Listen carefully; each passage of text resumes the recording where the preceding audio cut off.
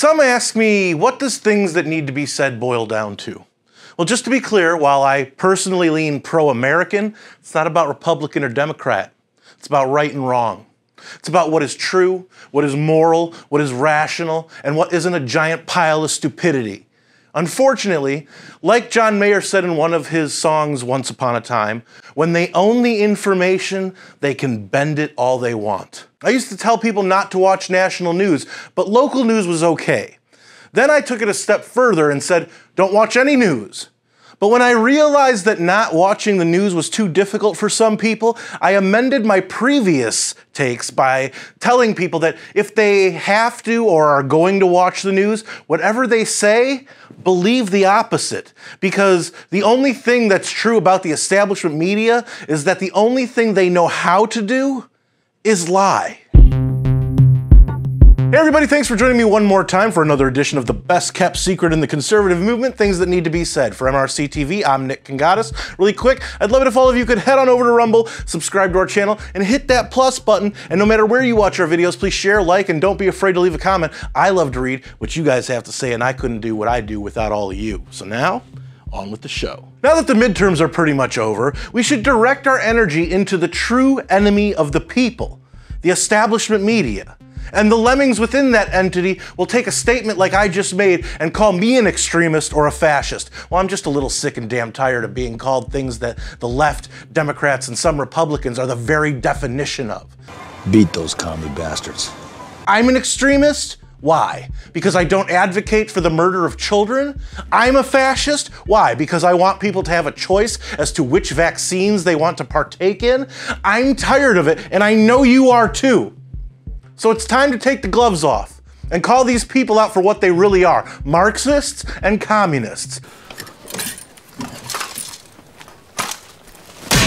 Democrats don't exist anymore, at least not among actual politicians. These people wouldn't spit on you if you were on fire, but you're a bigoted, racist, sexist homophobe who also hates chicks with if you don't fall in line with their anti-human, anti-American edicts, because they don't have polite suggestions. They don't understand nuance. What they understand is force. They are the true fascists, and it's about damn time we stop pretending who they really are. Take the New York Times, for example. That birdcage liner has been the establishment rag of choice for over 100 years. And why? Because Democrats have loved it as long as communists have been openly killing their own people. This is who we're dealing with. Animals, creeps, weirdos, subhuman mongrels. And don't be shy about the name calling either. And I want to look them straight in the eye, and I want to tell them what a cheap, lying, no-good, rotten, four-flushing, low-life, snake-licking, dirt-eating, inbred, overstuffed, ignorant, blood-sucking, dog-kissing, brainless, dickless, hopeless, heartless, fat-ass, bug-eyed, stiff-legged, spotty-lipped, worm-headed sack of monkey shit he is! Hallelujah! Holy shit! I've been called every name you could possibly imagine by leftists, and I wear them as a badge of honor at this point. Why? Because I know I'm not a communist masquerading as a Democrat. During a recent episode of his radio show / podcast, The Blaze's Glenn Beck broke down a lengthy list of news stories from the past 6-7 years or so that the left and outlets like the New York Times have pushed as absolute fact only for their stories to be just that. Stories, and I'm talking of the fictional kind too.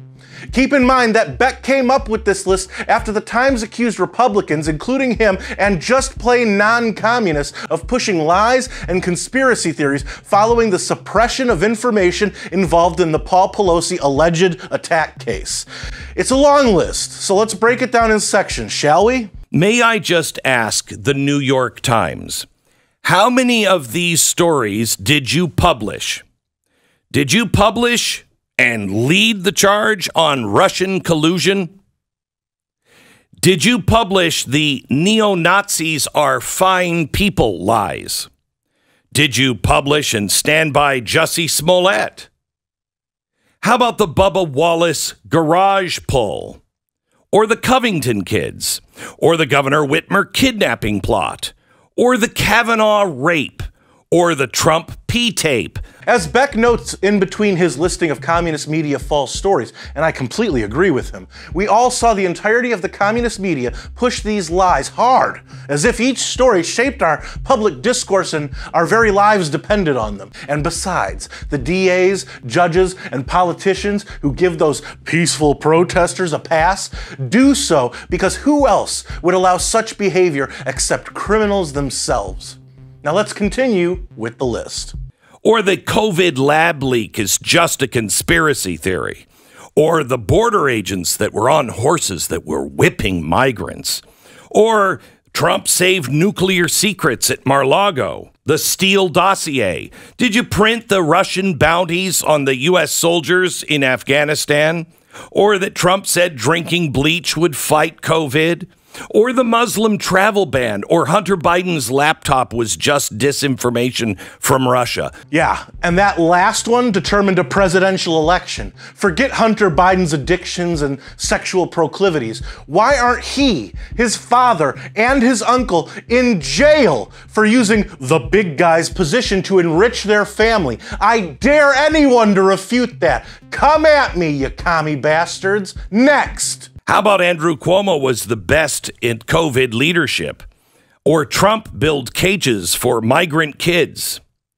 Or Trump overfed koi fish in Japan. Build Back Better will pay for itself. The Trump tax cuts benefited only the rich. Cloth masks prevent COVID. If you get vaccinated, you won't catch COVID and you won't spread it to others. Now, if you were lucky enough to have the big tech overlords allow you to see this show over the past few weeks, you'd know how I feel about the whole global health initiative we were forced to go through over the past 2.5 years plus. Anybody still remember how guilty the communist media tried to make us feel during that time for, well, pretty much anything and everything anyone wanted to do? I didn't forget, and we should be good and pissed off about it too. And finally... How about the SUV killed parade marchers? Not the guy behind the wheel, but the SUV. Trump used tear gas to clear a crowd for a Bible photo. That "Don't Say Gay" was actually in a bill. How about the Putin price hike? Did you guys print that? The mostly peaceful protests of BLM. Or I love this one, Trump overpowered Secret Service for the Wheel of the Beast. Or Officer Sicknick was murdered by protesters. January 6th was a well-planned insurrection. Or BYU students hurled racist insults at Duke volleyball player. And in there is possibly the communist media's greatest piece of propaganda they've ever created. The now legendary myth of January 6th. Did it happen? Yes. Were there some bad actors? Yes, but mostly aiding the communist agenda. But they had no problem. In fact, they laughed publicly at Trump when he was forced into a bunker during a communist attack on the White House and the buildings, including a church, surrounding it on May 29th, 2020. That's the insurrection date I remember, May 29th. Countless police were injured as well, but butt nuggets like the communist favorite cop, Michael Fanone, is a victim somehow. No, he's just a pawn, a useful idiot in the game that the establishment politicians and communist media play with our lives on a daily basis. And now we have our democracy is under threat. I'm going to leave you today with a clip from the 1970s from an episode of All in the Family, where they occasionally allowed some truth and profundity to hit the airwaves. This is about as truthful as it gets and shows that things haven't changed in terms of what they use to try and control us, merely the packaging in which the message is delivered has. Oh, let me tell you something. I am so sick of Washington and all its works and all them politicians down there and them congressmen and the congressmen. Boy, I'll bet you won't find none of them congressmen turning down their electric blankets tonight. Because if they did, their secretaries would get up and go home. Well, the Democrats' way of running this country is to go tell us all how we ought to make sacrifices. God, they're great on that stuff.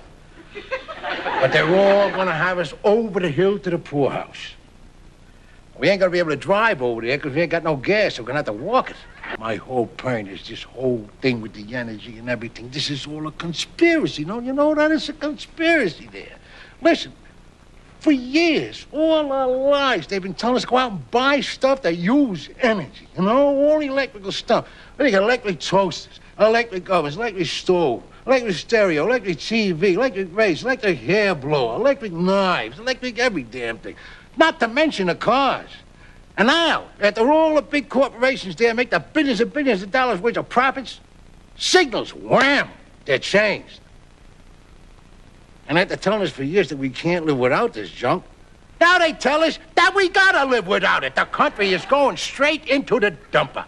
So, was I too honest this week? Is there such a thing? Or will Biden and Fetterman and Hochul attempt to lock me in an Australian-style concentration camp? Let me know in the comments, where I do read most and reply to some. And don't forget to subscribe to our channel on Rumble and hit that plus button. If you like this video, don't forget to share, comment, and give it a thumbs up. Those are the best ways to help these videos reach more people, and it's the best way to let us know you want us to keep these videos coming. Subscribe to our channel and hit that notification bell so that YouTube might actually let you know when MRCTV comes out with a new video if they haven't censored it or taken it down yet.